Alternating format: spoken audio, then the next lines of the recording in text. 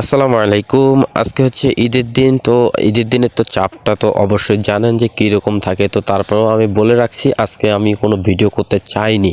কারণ চাইনি এই কারণে যে দেখেন আমার ফোনের ক্যামেরাটা কিছুদিন আগে ভেঙে গেছে, ফোনটা ভেঙে গেছে। তারপরেও আমি বাধ্য হয়েছি কেন আজকে এই ভিডিওটা করলাম।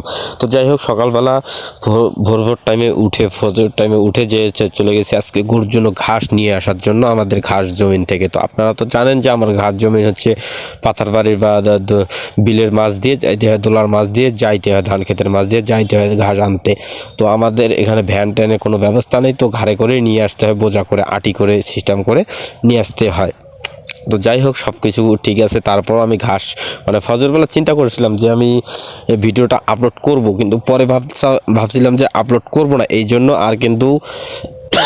কিন্তু আমি ভিডিওগুলো করতে পারিনি ঠিক মতো। তো তারপরেও বাধ্য হইলাম যে ভিডিওটা আপলোড দেই অন্য এক সিস্টেমে।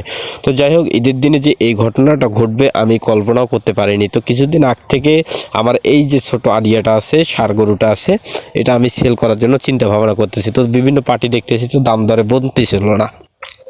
তো আজকে হুট করে ঈদের নামাজের পর, অর্থাৎ এটা হচ্ছে সকালবেলা ওই ঘাস কাটার ভিডিওটা অর্ধেক আপলোড ভিডিওটা করছি, করার পর এটা হচ্ছে প্রায় 3টা থেকে 4টার দিকে এক পার্টি অর্থাৎ হচ্ছে আমার নানার যে বন্ধু আছে, সে নানা হুট করে ফোন দিয়ে বলছে যে এরকম ছোটো আড়িয়াটা লাগবে, তুই যেটা ষাঁড় গরুটা লাগবে, ওটা তুই যেটা বিক্রি করতে চাইতেছিস ওটা আমাদেরকে লাগবে। কেন লাগবে হুট করে? তো বলতেছে যে এরকম বিয়ে বাড়ি আছে, বিয়ে বাড়ির অনুষ্ঠান, খুব এমার্জেন্সিভাবে গরু নেওয়া হয়নি, তো এমার্জেন্সিভাবে ষাঁড় গরুটা লাগবে আমাকে।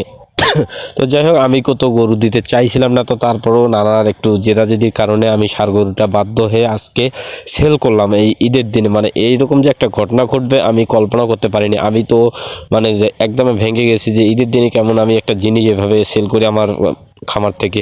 তো আমি মন মানসিকতা ভেঙে যে আমি ওইগুলা টাকা হাত দিয়ে নাড়ি নিয়ে গরুটা আব্বাকেই বলতেছি যে সব কিছু আপনি করেন, আমি কিছু করবো না, যা আপনার সঙ্গে যা কিছু করার করে নেব। তো যাই হোক, আলহামদুলিল্লাহ আব্বা টাকা টুকা গুনে নিছে। নেওয়ার পর আব্বা যাই হোক, তো সবাই একটু ডাকাডাকি ইয়েতে বলতেছে যে একটা গরুটা উঠে দে, মন তো খারাপ করিস না, আমার একটু মন খারাপ হয়ে গেছে।